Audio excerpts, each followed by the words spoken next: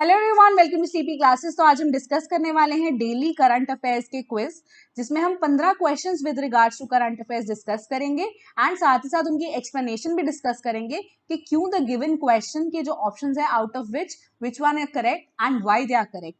So let's get started. सबसे पहला question है कि fresh framework recently seen in news has been developed by which of the following agencies? A UNESCO, B UNICEF, C World Bank, D all of the above.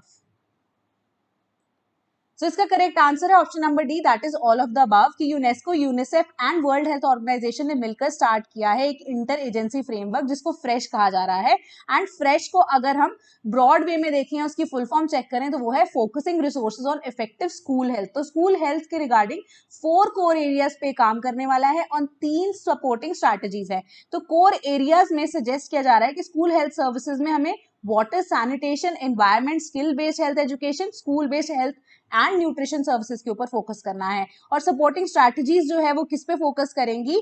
Health sector के ऊपर, community partnership के ऊपर, student participation के ऊपर। So next question we have is कि AK Rajan committee which was seen in news recently is related to which of the following? A. Removing certain regions of forest areas from eco-sensitive zones in Kerala. B. Increasing the access to internet services in tribal regions of Northeast. C. Analyzing the impact of NEET on the admission process in medical colleges in Tamil Nadu. D. Reforming the minimum standard prices in India and suggest reforms.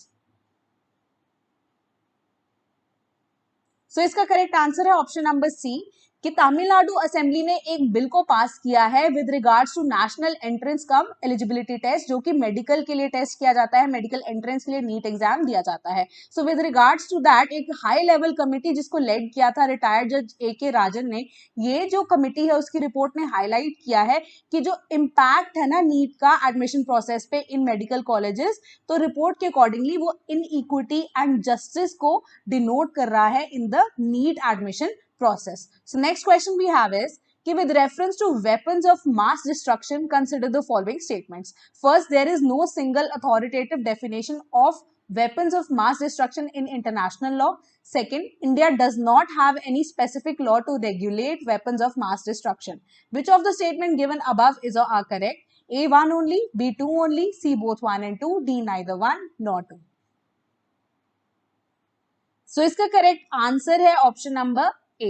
ठीक है, so first statement is correct कि कोई भी single authoritative definition नहीं है weapons of mass destruction के international law में।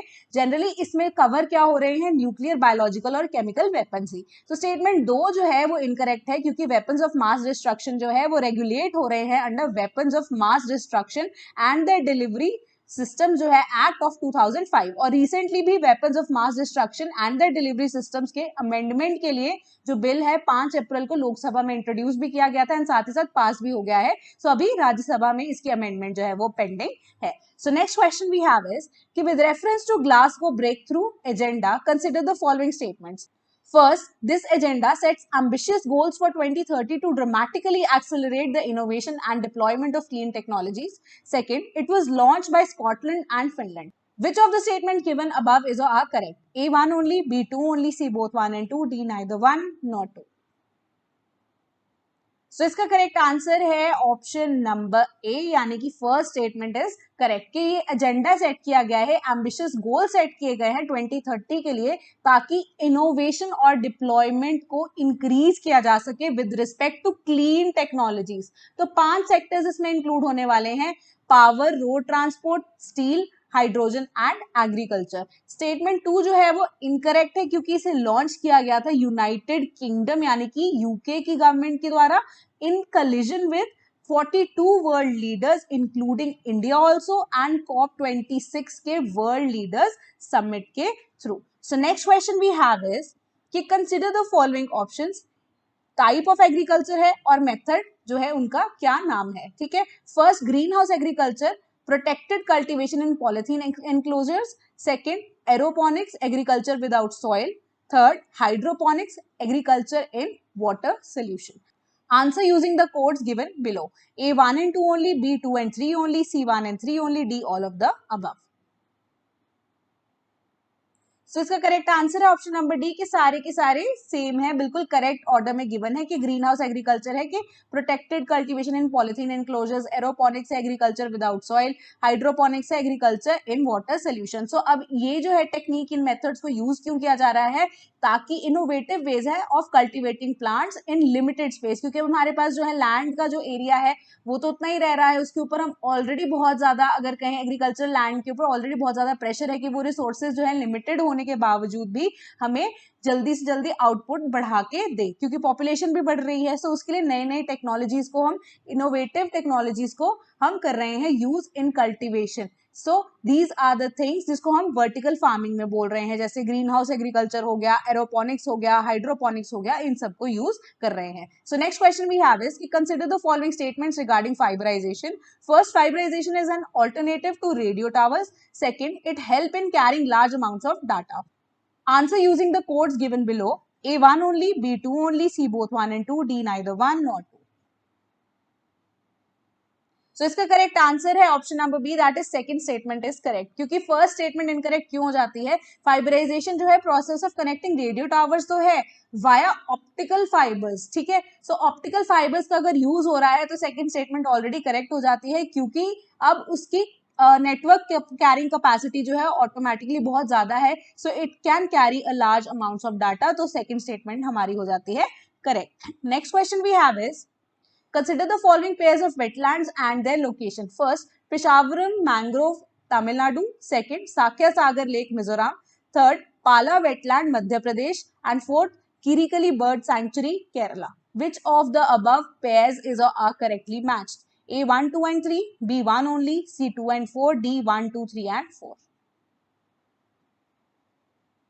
So इसका करेक्ट आंसर है ऑप्शन नंबर बी, यानी कि हमारी 1 ओनली, यानी कि पेशावरम मैंग्रोव जो है वो तमिलनाडु में है, विच इज करेक्टली मैच। तो बाकी जो है अभी जो रामसर साइट्स हैं दैट हैज बीन इंक्रीज, 5 मोर जो है हमारे पास रामसर साइट्स जो है इंडिया में आ चुकी हैं, रिकॉग्नाइज हो चुकी हैं। तो पेशावरम होस्ट जो है यानी कि it is one of the largest mangrove जो तमिलनाडु में है।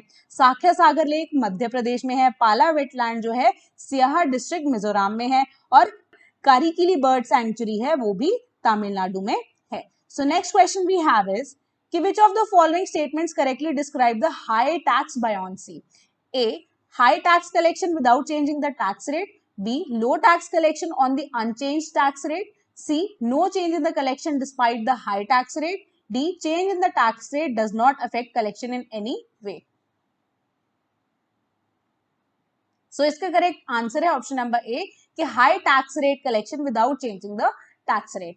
तो अब टैक्स बायंसी जो है वो है responsiveness of tax revenue growth in changes to GDP. तो टैक्स बायंसी की अगर डेफिनेशन आ जाती है तो दैट इज कि रिस्पॉन्सिवनेस ऑफ टैक्स रेवेन्यू जो कि ग्रो हो रहा है या चेंज हो रहा है विद चेंजेस इन जीडीपी। तो जब टैक्स बायॉन्ड होता है तो रेवेन्यू बढ़ जाता है, बट टैक्स रेट जो है वो उतना का उतना ही रहता है। So next question we have is कि Diwan Chamanlal committee which was seen in news recently was related to which of the following?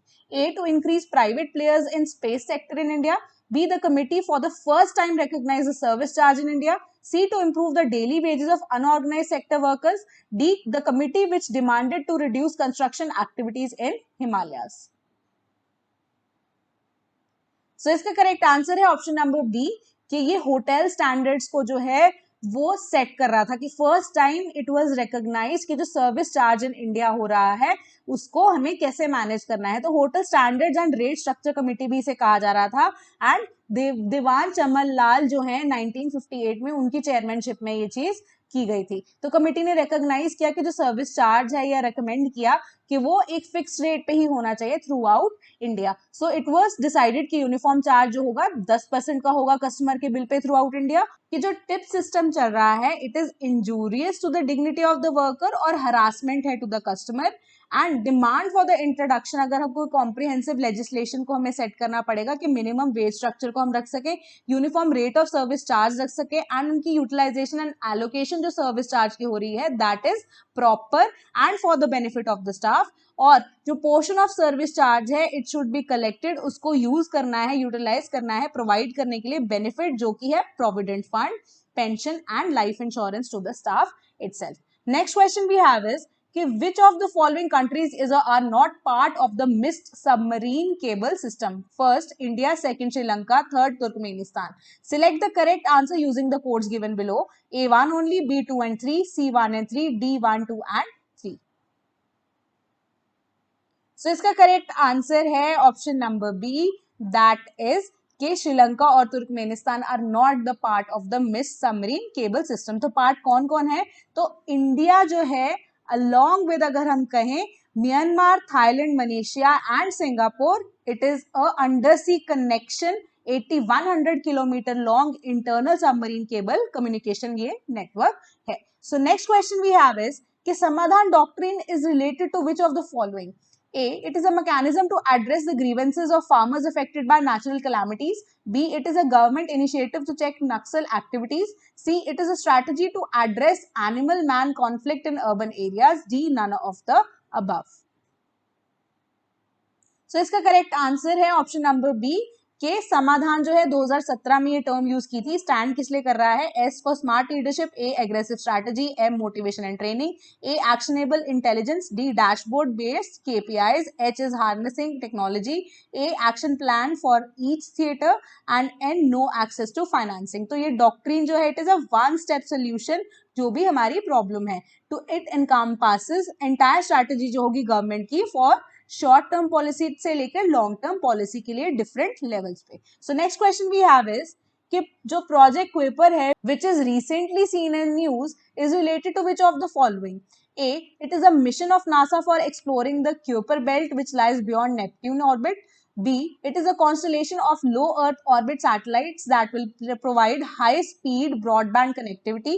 C, it is related to using high altitude balloons to create an aerial wireless network. D, it is a constellation of satellites to be placed in the geostationary orbit for providing internet activity.